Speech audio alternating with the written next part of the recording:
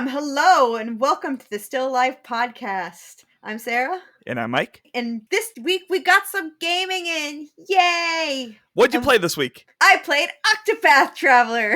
And I played and beat 3 games, believe it or not. I played Octopath Traveler.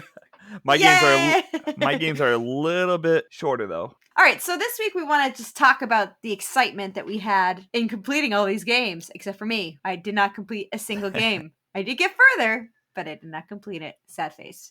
Yes. Now, so we kind of wanted to talk about each of the games that Mike actually beat, because I partially backseat gamed on a couple of them. And we want to kind of we have a couple things we want to talk about. It should be fun today. It's a little bit more loosey-goosey. Yes, a little change of pace from what we're used to. Yeah, so the first game you beat, which is we'll conquer the biggest fish first. And it was also the most recent of the games, right, Mike? It was a recent game, right? Not for the Xbox 360. It was Psychonauts. It was an old one, but I never got around to playing it, and I loved it. You know, the funny part about Psychonauts is that you originally picked it up because you thought Luke was going to like it. I wanted to give it a go before Psychonauts 2 dropped in August, and Luke did love it, but most of the game I did not play for him. I ended up playing that one for me. It was a lot of fun. That was one of the better platformers I've played in a long time, outside of Ori. So fair that the hype is worth it? Yeah. If you haven't had a chance to play Psychonauts when it first released and it slipped your radar, go back and play through it before the new one drops. The new one's going to be on Game Pass. So is the old one on Game Pass? The old one's on Game Pass. The new one's on Game Pass. The only one that's not on Game Pass is Psychonauts VR, which I bought. And that was game number 2 that I beat this week, because that bridges the gap between Psychonauts 1 and Psychonauts 2. So let's talk a little bit more about Psychonauts 1 first. So what are your initial impressions of the game when you first went into it? Was it what you expected? Was it better than you expected? It was definitely better than I expected. I had no expectations going into it. I really didn't pay much attention to it when it first came out. So when I jumped into that, it has a lot of Tim Burton-esque charm, is the way that I described it. It's weird, but in the best ways possible. Sneezing brain weird? Like sneezing brain weird.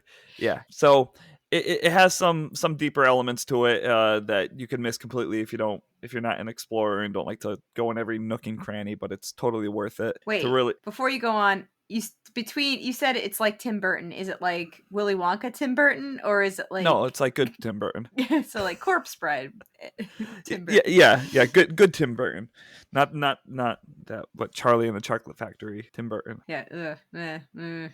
But yeah, I ended up binging through it. It's definitely worth a play. You play it for an hour, and you'll have a good feel on whether or not you'll like it or not. It doesn't get repetitive. Every single level, every single mission that you play in that game are all very unique to the game. So you won't get bored of it. It's not an Ubisoft game. It's very original all the way through. So definitely give it a shot if you haven't yet. Especially if you have Game Pass. No reason not to. We here at Still Alive Podcast support and really like some Ubisoft games. That being said, we will trash talk them all the time. What is the most recent Ubisoft game that you enjoyed? Was it Child of Light? Stick of Truth. Which one came out first? That is a Google question. Yes, it is. Let's see. I think Child of Light came out in 2014. And South Park Stick of Truth came out in 2014. So they came out at the same time. No. I like both of those. But anyway, okay, so how long so when did Psychonauts release? It's on Xbox 360. I think it so was 2005. I think it was the very end of the original Xbox, and I think was it on PS2 as well? So if it released in 2005, it was. So it's like a 16-year-old game. Yeah, April 2005. Okay, so it's a 16-year-old game. And does it suffer from any... It held up. It held up really, really well. The art style, a lot of games that came out in that time, they could be tough to go back to, especially from a platforming perspective. I know a lot of the games that I played in the mid-2000s or early 2000s, when you get into the platforming, it could be a real pain in the ass and more frustrating than it is fun. I never ran into any problems like that with this game. It all worked as you'd hope. Any abilities and stuff that you get throughout the game, they all fit. They're not forced in there, and they all work really, really well. So this game, it it held up to the test of time. It was worth playing for the first time in 2005. It's not dated at all. I mean, even the graphics, like you said, the Tim Burton-esque charm, and it seems to hold up pretty well. It's not hard to look at. It's not hard to watch. It's kind of interesting. Yeah, no, it really did hold up, and it's just it doesn't look like a game that's 16 years old, and a lot of that could be attributed to the art style that they decided to go with for that game, and it's making me want to jump into all the other Tim Schafer Double Fine games like Brutal Legend and Grim Fandango is another one I never played. That it's a point and click game, I believe, but it's pretty highly regarded as well. Yeah. Okay. So, any downsides to Psychonauts? It was a good length for me. How long was it? I forget. How long did it take you to play? I want to say about 17 hours, 15, 17 hours, something like that. That's not bad. I think. I can't remember for sure, but it was somewhere around there. But it was a good length. There was no fluff in there from playing it. It has some hilarious levels. It has a King Kong related level, which is hilarious. That has to do with a monster Frankenstein type of fish. Yeah. That was the only one that really went a little bit long for me, was the King Kong level. But everything in the game, it just felt as long as it needed to be. It wasn't fluffed. The ending of the game was a ton of fun. I think I binged the last 4 or 5 hours in one sitting, and that was one of my 3 a.m. nights, which I regretted the next morning because, again, we have 2 littles and regrets. Yeah, no regrets, but struggles. Okay, so that made you want to jump into the VR game, right? Yes, and I beat Psychonauts during the Steam summer sale. So Psychonauts VR was on sale for $9.99, and it had about 2 days left on the sale before going back to full price. So I snatched that. So you played on the Oculus too? Yeah, so you could wirelessly play PC VR games on the Oculus. So I played it on the Oculus Quest, and I did it in about 2 sittings. Just because kids, and I had to stop at one point, but it was a little. The controls are great. I personally prefer a seated experience when it comes to VR games. A lot of them go for the standing full room motion. I prefer the seated positioning, like Resident Evil 7 and Psychonauts works the same way. It's just much more comfortable for me, and I don't have to worry about smashing a TV. So that's kind of big. But when you start the game, you're in the ship that the first game ends with. And it's weird because it's in first person perspective where the original's in third person. So when you're sitting in the ship, you're in first person perspective, and the girl, I want to say her name's Lily. I'm terrible with remembering names. I think her name was Lily. Her head is ginormous because you see the characters in first person perspective, and you see that design element and how it translates over to VR. You get used to it pretty quickly, but it was a little bit crazy seeing how the characters looked in first person from Raz's point of view. But controls Rasputin. great. Rasputin. It's all puzzle based. It's seated, but the puzzles were clever enough to make it feel like you're smart for figuring them out. And they were just, it was a lot of fun. It was about a 2.5-3 hours for the VR, but it was, again, exactly what it needed to be. So I'm really looking forward to the second one. I had no hype in regards to it, and figured with the new one coming out, I'll give the first one a shot. And now I'm invested in the world of Psychonauts. That sounds like a lot of fun. Yes. So you would highly recommend? Highly recommend. If I had to give it a score, that's definitely in the 9+ range for me. You give it 9 borks. 9 borks, is that our rating scale? No. 9 borks out of 10.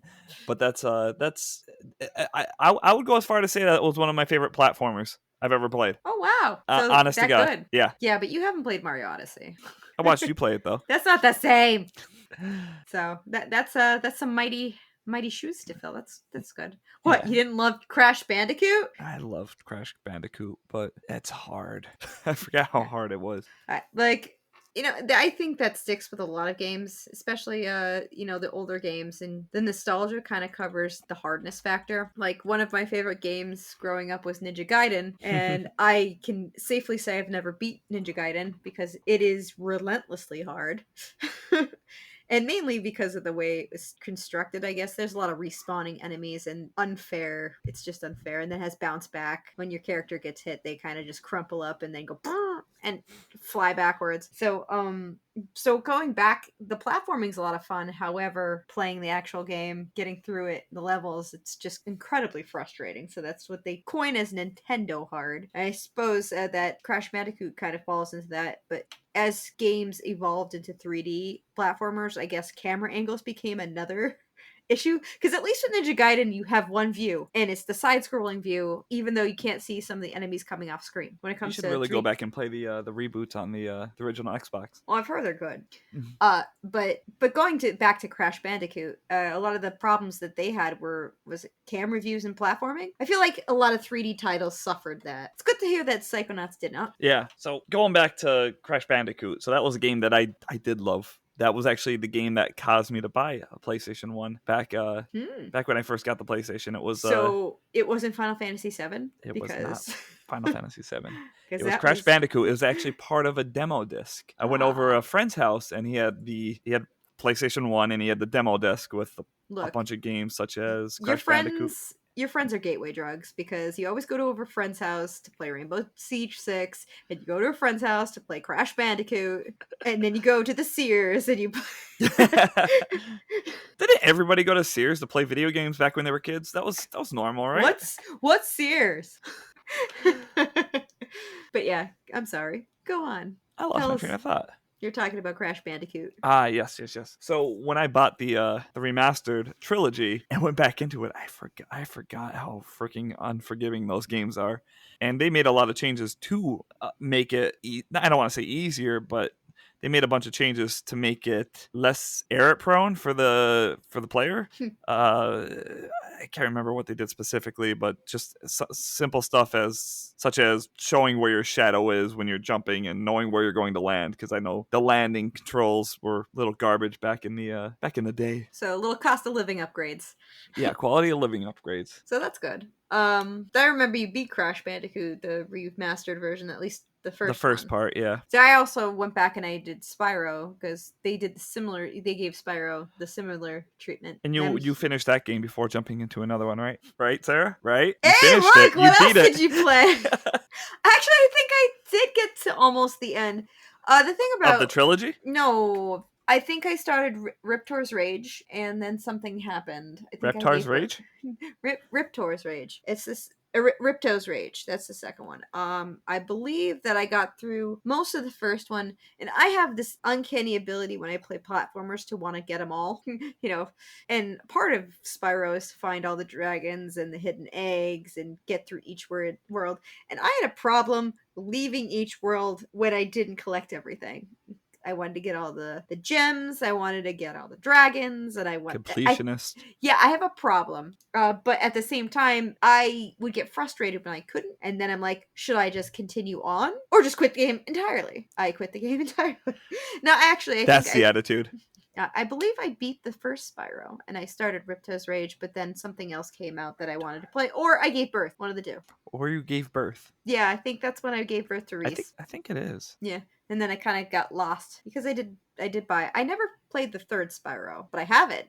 That's the Year of the Dragon, I believe. Yes. So I do have that. Those are in my backlog. We'll talk about backlog stuff later. Oh, that could be a whole topic for a month. Oh, forever. That's my life, a backlog.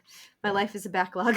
That's the one thing I'm trying to do is avoid adding to my backlog. It's all about clearing out my backlog before Impossible. adding to it. If I add any new games to the backlog, it's games that I intend to play immediately. I'm not buying games that have on sale just to have them sit anymore, Sarah. That's what Game Pass is for. it's a big reason I'm not building up my backlog. Anyways, I also played another really long game, another one of those epic 60 to 100 hour adventures that you're still stuck on the same one for the past 2 months. Lies. Okay, Why must you fill this podcast with lies? Okay, I played a 2-hour game. It was Gone Home. But it counts. Yeah, I would guess it was. So that's a little different than Psychonauts, so you kind of went through from platformer to puzzle VR game to Gone Home, which is it a point and click? It's similar to What Remains of Edith Finch, and if it's No, put that game in the freezer. close to a point and click, it's a lot of exploration inside the house and some puzzles and a lot of exploration. Though it's similar to the Telltale point and click style games where you're actually in control of your character and stuff like that. If you want to compare it to a point and click game. But I thought it was solid, but I don't think it lived up to the hype. I know it's a pretty highly regarded game. It was on some people's game of the year list. The year it came out, I thought it was all right, but it didn't hit me the same way. Sorry, as Edith Finch did when I played that. So it had big shoes to fill. Yeah, I guess you could say that. So I enjoyed it. I'm glad I played it. It didn't require too much focus, and it was easy to just pick up and continue. But was it a good story? It was. A lot of the story, actually, with that game, again, kind of like Psychonauts, it required you to do a lot of extra exploration and read all the notes. If you don't do that, you're not going to get anything out of this game. But it goes layers deep. It goes into the background of the father, the grandfather, and this is stuff that you're not going to put together, the lore of this house and this family, unless you actually read all the materials and look at measuring tape on the wall and when they were measuring height and stuff like that. It's got some really good world building within the family. So if you are going to play Gone Home, or you haven't yet, or you plan on returning to it, make sure you read all the materials and you do all the exploration, because there's a lot that you can miss. I actually miss some stuff myself, and whenever I finish a game, I usually go and look at recaps and people's thoughts on it and things you may have missed. And there was quite a few things that I didn't catch myself when I played it, and I don't leave any stone unturned. Yeah, so do you think that with those things that you may have missed, you might have gotten more out of the narrative? I mean, I got the gist of it, and I didn't really miss too much with it. But if I caught it or paid a little more attention to it while I was playing it, then yeah, I probably would have got some more out of it while it was going on. But some of the details they don't go too deep into. It's very, very easy to miss some things. Oh, okay, so would you recommend this game? Yeah, it has to be your style of game. I typically like these types of games, but I like them. If that's not your thing, you're not going to enjoy Gone Home. If you don't mind playing those type of games, definitely give it a shot. It's only 2 to 3 hours, so even somebody with 2 kids, a toddler, and an infant could get through that in a day. 2 kids, a toddler, and an infant? Like, so 4 kids? Wait. My math is a little bit off. How many kids do we have? We have 2, right? We have 4. Yeah. Oh, yeah. The dog and the cat. Yep. So the kids are dog and cat, and the toddler and the infant are the extras. Oh. But play it if you like those types of games. And Sara, Octopath Traveler. Yep, I'm still playing. What's new with you? How far are you? What progress have you made with that game? How are you enjoying it? Okay, so I have been playing Octopath Traveler for over, so maybe about 40, 50 hours already. Now I play in huge chunks at times. I'm going to say it's approximately 45 hours. When I say that, it's because I can't track it, even though you could save it and see your time. But sometimes I leave it on the battle screen when I have to do something, and it could sit for maybe 10 to 15 minutes. Look, I've left it on the battle screen for maybe about an hour once. So I guess if I add up all that time, I subtract maybe about 10 hours from it. But roughly halfway through the game. I made it through all of the chapter 1 and chapter 2 stories, and things are getting interesting.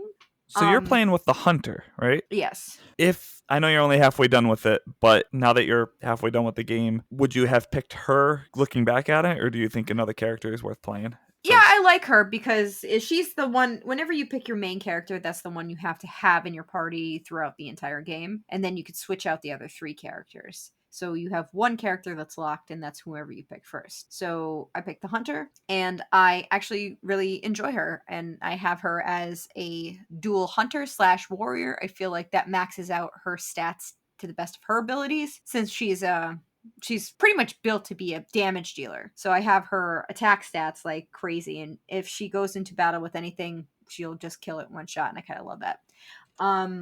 I'm currently around level 45 with her, 45, 46, and I'm just starting chapter 3 stories. So most of those chapter 3 stories have a threshold of anywhere between level 32 and level 40. So I'm not egregiously over leveled, but since she doesn't leave my party, that's why she has the highest. It's kind of like Cloud in Final Fantasy VII, or Squall in Final Fantasy VIII. I never watched the Splinter, the Sliver guy. Oh, you didn't? You have to look it up. We have to send that to you. That's Final Fantasy V. Well, when you have one steady character, like a lot of those games, they swap. A lot of the Final Fantasies, you swap out characters, and it keeps the levels pretty even. But in a couple of them, you have one character that barely moves. I know you exchange lead characters in Final Fantasy VII a couple times. In Final Fantasy VIII, you swap out, and just maybe one or two times you're in instances where other characters are in the lead. But with her, that's why she has such a high level as compared to everybody else. However, my strategy is always in this case is to keep two other characters in the party as well constantly and just swap out one. And those are my two favorite characters, which is the scholar and the merchant, and I have them stacked.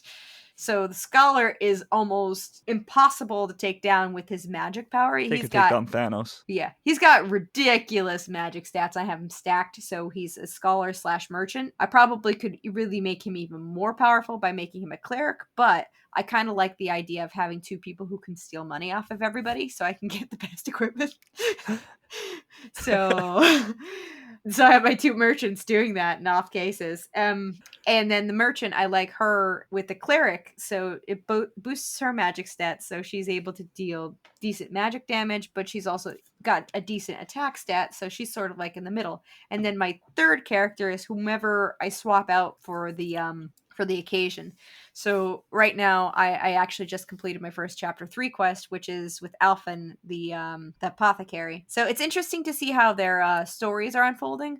The only one thing I could really say that I don't like about the game so far is I wish that the stories kind of intertwined with the other characters, or at some point intersect. And I'm gaining a lot of levels naturally, but sometimes I feel like I have to sit off and grind because my third character, whatever one I swap in and out, or actually my fourth character, I suppose, whatever I swap in and out, they are usually horrendously underleveled. Like everybody else in my party is at least level 40. And when I started with Alphen, he was level 28. So I had to at least get him to his level for the mission, which was 32. So I had to go and grind for a little bit to get him up. But then everybody else's levels raised. So, like, one might have to do it for the next character. That next character. I think it's also level 32. I think the next person I have to take is Therion, the thief. So speaking of grinding and going through all this stuff, I'm sitting over here laughing at your notes because I just noticed, why do games take so damn long? Yep. I think you just figured that one out. Grinding! I can't say I hate grinding, but I can't say I love grinding either. It's a necessary evil for a lot of RPGs, and I like it. Like something like Chrono Trigger was very balanced, and you didn't have to do too much grinding when you were there when you play that game. It was kind of like you fought all the random battles, and you would be fine going through the game. Maybe once or twice you'd have to sit back and level up your characters here and there. But something like Dragon Quest, where the game was grinding. Basically, that was the point of the game, was to grind. Would you say games got better or worse over the years when it comes to grinding or the need for it? I think it depends on the title. I feel like a lot of games have stepped away from the turn-based strategy games. And sometimes the way they handle random battles got better, and sometimes they got worse. It's a fine balance because I feel like some titles, they make it easy to avoid creatures. Like I think Ni no Kuni: Wrath of the White Witch was one of my favorites that came out recently, which is not too recently since it's a couple of years old now. You could see the characters on the map and avoid them. But they will chase you if you are under level or a matching level. And Ni no Kuni is 10 years old. I remember when that first came out. That came out before we even dating. No, it didn't. November 17th. So just before. 2011. So just before we started dating. Actually, that was just in Japan in 2011. It came out in the States later. Oh, so it came out after we were dating. I think. I don't know. But anyway, and if you were a higher level than these monsters, they would run in the opposite direction, so you didn't have to fight them. You wouldn't even have to avoid them, and that was nice. Then you have the random battles that you can't see that you automatically get into. You're given certain stats or abilities to have you avoid excessive battling if you'd like, but then again, that's necessary for you to level up your characters in a lot of instances. I know in games like Final Fantasy 13, which is not my favorite Final Fantasy. I'm just gonna say that right up there. Not my favorite.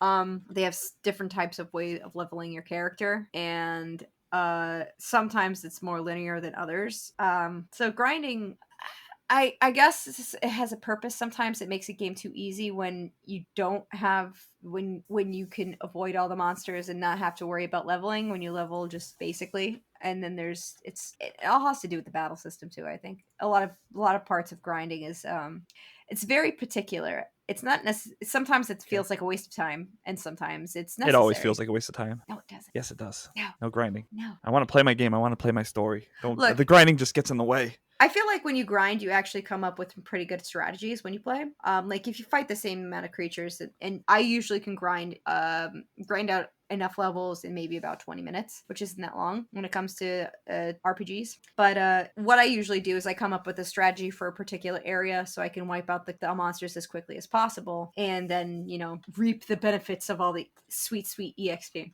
But that also helps me when I'm fighting other monsters to see where my character's strengths work and how I can manipulate my party's abilities to best suit me. So even in an area I'm not familiar with or monsters I'm not familiar with, I can pretty much prioritize certain abilities or certain tactics so I can get through all types of battles quickly. And I still believe that grinding is a waste of time. Ah! Ah! You do you, boo. I will.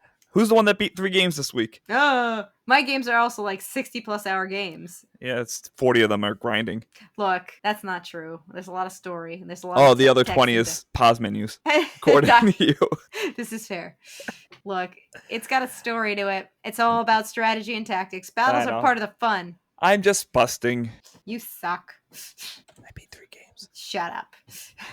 3 games in 20 hours. So yeah, speaking of having a buttload of games that are 60 hours plus, that's my problem with my backlog. You were able to, you didn't even plan on playing Psychonauts VR. You just jumped in because you're like, oh, Psychonauts 2 is coming out. It's on Game Pass. I'll play Psychonauts 1. Luke will like this game. And it's like 20 hours and you're able to play through it no problem. And as far as I know, there's not a ton of collectibles, correct?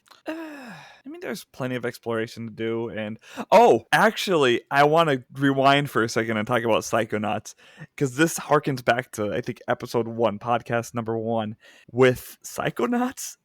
At the very end of the game, when you're in the final level, when you're at the point of no return or whatever, you go into, it's like a carnival type of level, and you have to go to like a Zoltan type of thing, a Zoltar. What is it? Zoltar? I think it's Zoltar. Yeah, Zoltan is dude, where's my car, I believe. Anyways, you go to like a Zoltar type of thing, and it says you have all the stuff that you didn't. I hoarded everything. I hoarded all my money. I hoarded all my points and these cores and all this stuff, and I'm like, I might need them later.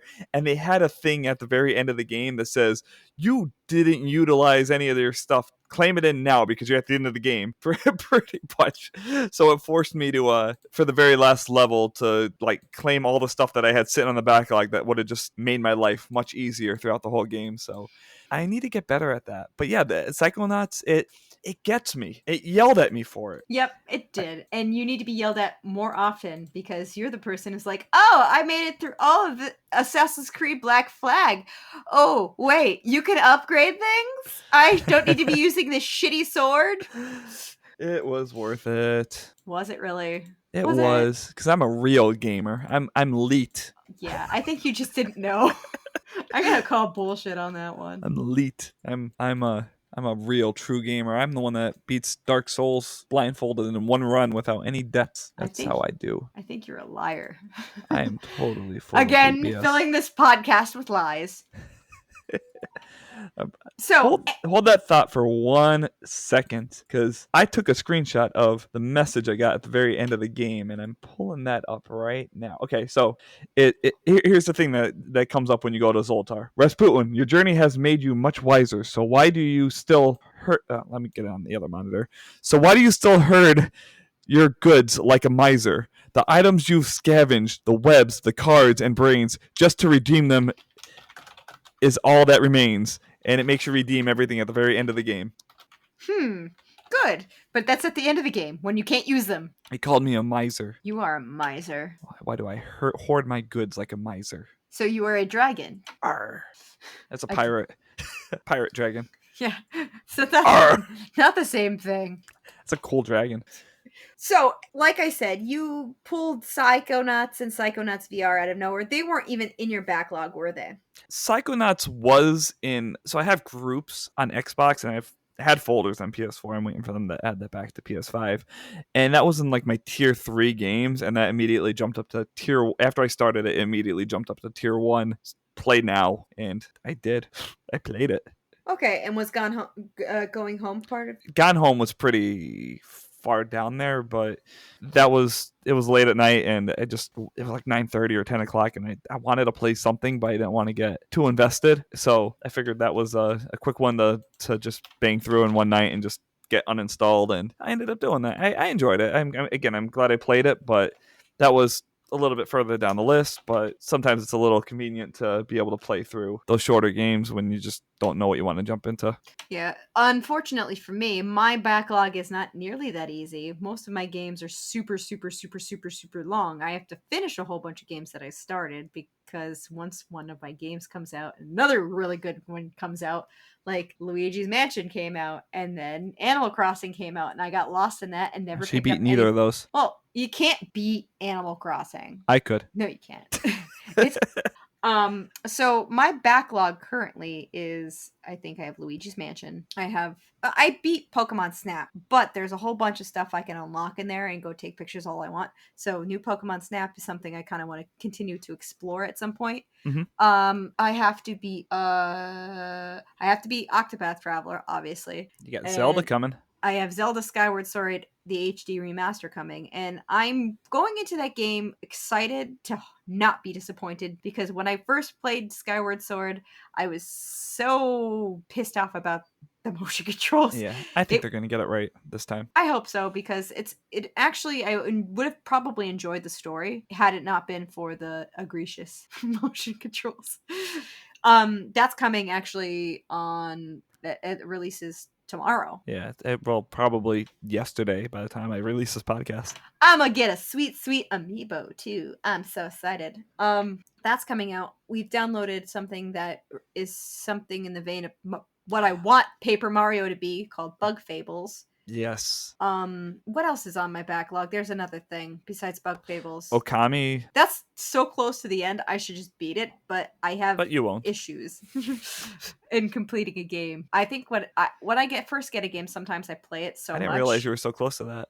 Yeah, so I'm very close to the end. I did the same thing with Child of Light, and I think I did the same thing with Ni no Kuni. I was very, very close to beating the game, and I'm like, no. Ni no Kuni 2 you're talking about, right? No, Ni no Kuni 1. Did you beat Ni no Kuni 2? I know you were playing it. No, it got to... I was playing that one, and that one was a lot of investment, and I wasn't enjoying it as much as I played the first one, so I'm like, I'm going to put this on the back burner because I have other games that I want to play more. Gotcha. No, that makes sense. So that actually was a decision that I made. Now, like, I could clear Okami off my plate.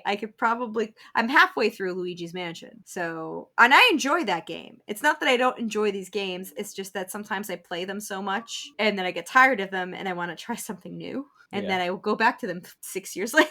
Yeah, my backlog's pretty ridiculous, but I'm not going too crazy with it. There's nothing that I'm really dying to play. I think I might go and finish the DLC for Resident Evil 7 because I think I'm ready to revisit that world. Well, you're supposed to play the next Resident Evil Village, yeah. right? Yeah, but I might play through the DLC since I do have it for Resident Evil 7.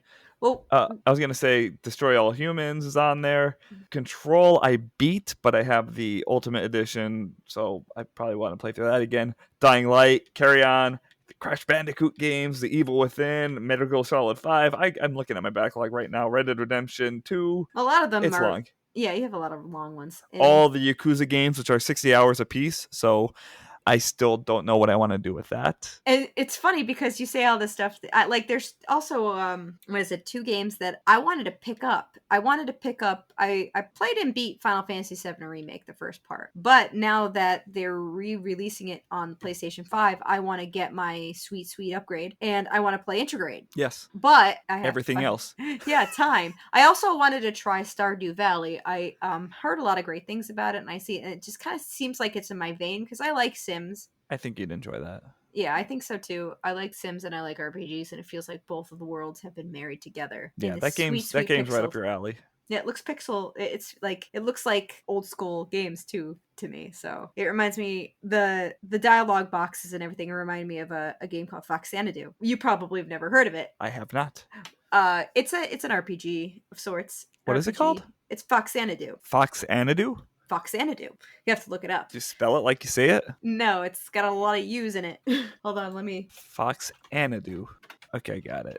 Oh yeah, no, I never heard of that. Yeah, it's an RPG platformer progressioner. It's fun. It was made by Hudson Soft, and yeah, it's an action role playing game. It's a platformer. It's like a mix of things. So you have to solve puzzles, talk to townspeople, go and fight creatures. It's a typical NES action adventure RPG back in the day. If you Google Fox Xanadu, one of the reviews that pop up is from Lukey Games.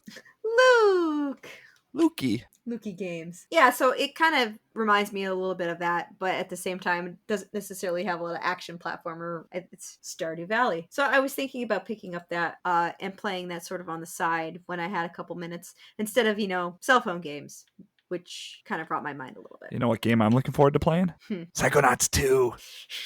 Really? I had no idea. I can't wait. Okay, so we kind of checked off our backlog, what's next on the horizon. I feel like the biggest problem we have is we keep grabbing the shorter games. In my case, there are no shorter games. It's just like, here's another 60-hour game. Here's an endless game. Here's another 60-hour game. Hi, you are never going to be able to defeat these. Hey, don't forget about Cloudy. You beat Cloudy, rain on your parade. Hey, that was not a long game. I think there was like 15-hour game? No, it's probably more like 8 to 10, maybe. Yeah. With all the New Game Plus. I haven't gone through all the New Game Plus if I wanted to go back to that. I just saw there was an update for it where there's extra collectibles and stuff for your room. Don't tell me that because I'll go back and play it. That game is awesome. If anybody has a chance to play it. But we're going to be going back and playing Overcooked pretty soon. Overcooked 2! All you can eat. I'm so excited. We still have to beat the DLC, the pirate ships and stuff like that. That is like... We'll play through that, though. We'll get through that. As far as playing together, we haven't really played together lately because we have been overburdened with life. And playing our own games. Yeah. Well, which is okay. Yeah, we have a lot of stuff going on, too. So we haven't gotten any farther in Halo. We haven't gotten any farther in the DLC for... I'm kind of getting a little bit worried about the getting through Halo before Infinite drops. I don't know if we're going to be able to get through all the campaigns. We have Halo 3 to play, Halo 4 to play, Halo 5 to play, and Halo Reach before this holiday. But we also have to play Overcooked. Of course. I can't forget about Overcooked. And we've been slacking on Minecraft Dungeons. That looks... all the deal. We beat the original. They keep pumping out more DLC. Oh, they got to slow down. I want to jump into that sweet DLC. Yeah, I can't stop saying sweet because it's I'm salivating over the DLC. Yeah, so that's next on a horizon. It feels like an unburdened craziness. Oh, Forza Horizon comes out this You're fall. You're not gonna get to play that. I'm going to. I play every Forza Horizon game. Good. Well, that's what's on the horizon for us. Unintentional pun.